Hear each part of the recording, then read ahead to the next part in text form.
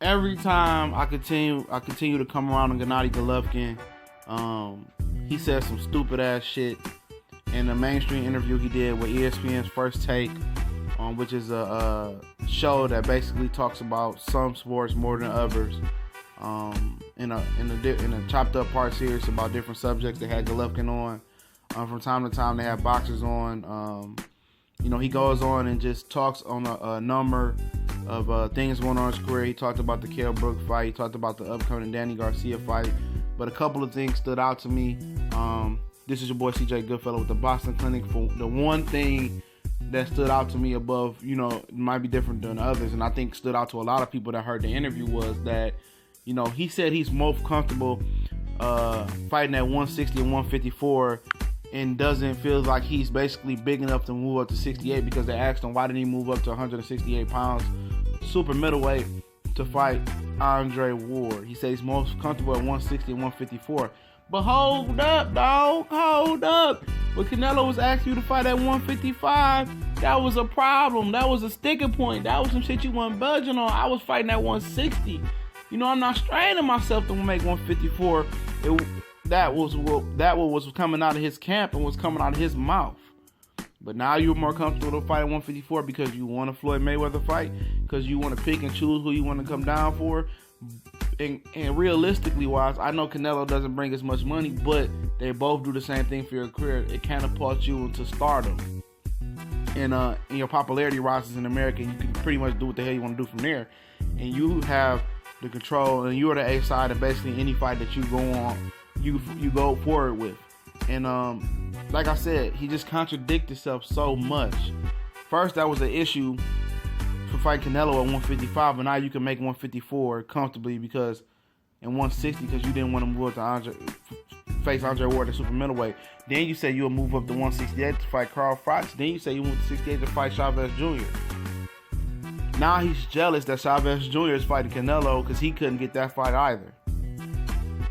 He says basically Canelo, he doesn't respect Canelo because he's selfish. But if you was in the same position, you would be doing the same shit he was doing. But you're not. You're damn near 10 years his senior. And he's doing it bigger than you are. And he's grabbing you and your team by the balls and telling them what you're going to do and what you can do, because he can do whatever he wants to do. He has every alphabet organization, probably other than if you consider the IBO and the IBO and the IBF, in his control. So the world is his, and I think that just stings Team Triple G because they can't control him. And Canelo controls whatever he wants to do. He's the boss of his career. He does what he wants to do. And when he wants to fight him, he'll fight him. Now, it sounds like Tom Lawford, Oscar De La Hoya, Golden Edgar Gomez are going to try to make this fight for the fall. There's some positive talks about that fight.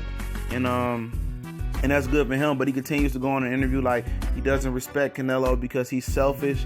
But you want to be Canelo. You want to be in the A-side driver's seat, but you don't want to give ground to him. You don't want to bow to his demands to make one of your dream fights a reality. But you will bow to Floyd Mayweather because he's 40, he's smaller, he's older, and he's less of a challenge to you due to his size and his age. So it just makes me think that he really doesn't want that Canelo fight as bad as he wants to. Like I said in my other video, they want a gun for that Bernard Hopkins streak. 20 middleweight title defenses in a row.